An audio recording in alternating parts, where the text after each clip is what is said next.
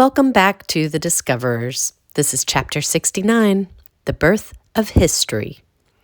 Scholars of India are puzzled by why their culture, so ancient, so rich in sculpture and architecture, in works of mythical and romantic literature, should have been so lacking in critical historical writings. Some suggest that the ancient Indian works of history written in Sanskrit may, for still unexplained reasons, have suffered wholesale destruction. A more plausible explanation is that they never existed. And for this, there are ample explanations in Hinduism and the Brahmin view. Hinduism was a religion of cycles. Later religions would be preoccupied with the creation. They asked when, how, and why the world first came into being, which led to speculation about the purpose of creation and the end of man. But Hindus were more interested in recreation. A modern view of history would require belief in unique, novel, world-reaching acts. While Hinduism has had many sacred documents, it has no one sacred text, no Bible that tells the one true story. The result was a wonderfully varied and constantly enriching Hindu jungle garden of truths, but no one path to the truth. The Hindu lore of cycles carried the Hindu believer far beyond the round of the seasons, far beyond the rhythm of his own birth, life, and death, or that of his generation, into an unending universe of unending cycles, of cycles within cycles within cycles. The basic cycle, the kalpa, is a day in the life of Brahma, who was one of the three supreme gods. Each kalpa lasts 4,320 million earthly years. A night of Brahma is the same length.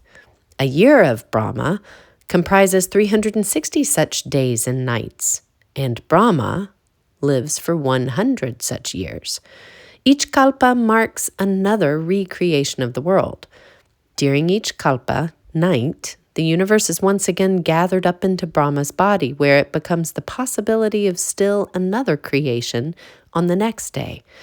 Each kalpa contains 14 smaller cycles, manvantaras, each of which lasts 306,720,000 years, when a new Manu, or presiding god, is created, and in turn recreates the human race.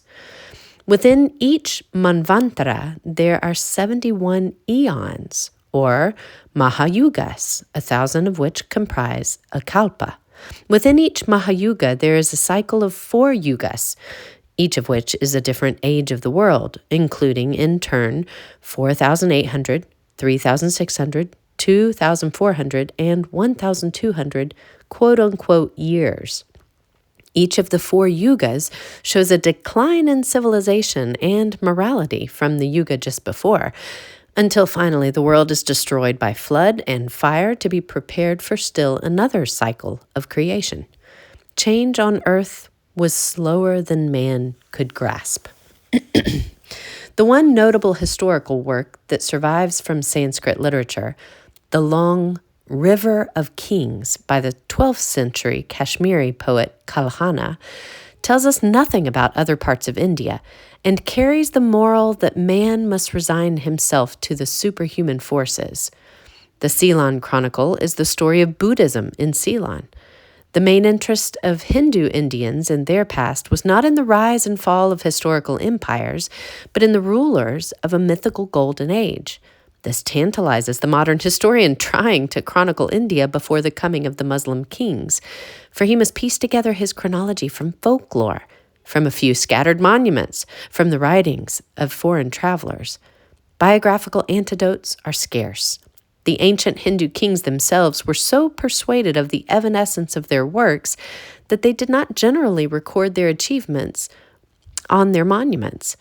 The lack of a historical record reveals not merely the Hindu preoccupation with the transcendent and the eternal, but also the widespread sense that social life was changeless and repetitive. Where there was so little difference between past and present, the quest for history seemed futile. In a society that did not know change, what was there for historians to write about? When real events were recorded, they were usually transmuted into myth to give them a universal and enduring significance. After the 11th century, when the Muslims came to India, records of the Indian past were given new shape. Quote, "We tell you the stories of the apostles," declared the Quran, "which will strengthen your heart and thus bring you the truth, an exhortation and a memorial for the believers." End of quote. For the Muslim, meaning came to events not from what man achieved, but from what God intended. History was not a process, but a fulfillment. In India, too, Muslim history became official history, written to celebrate the good ruler. As one of the great Muslim historians of India wrote in the mid-14th century, quote, "History is the knowledge of the annals and traditions of prophets, caliphs, sultans, and of the great men of religion and of government. Pursuit of the study of history is particular to the great ones of religion and of government who are famous for the excellence of their qualities, or who have become famous among mankind for their great deeds. Low fellows, rascals, unfit people of unknown stock and mean natures, of no lineage and low lineage, loiterers and bizarre loafers, all these have no connection with history." End of quote. Naturally enough, Muslim history became the history only of Muslims, of the greatest of their prophets, holy men, and rulers. Everywhere it went, Islam brought this Muslim way of filtering the past. A peculiar genre of Arabic literature, the so-called battle day literature, reaches back before Muhammad. Islam gave a special significance to biography, making all later lives only footnotes to the life of the prophet.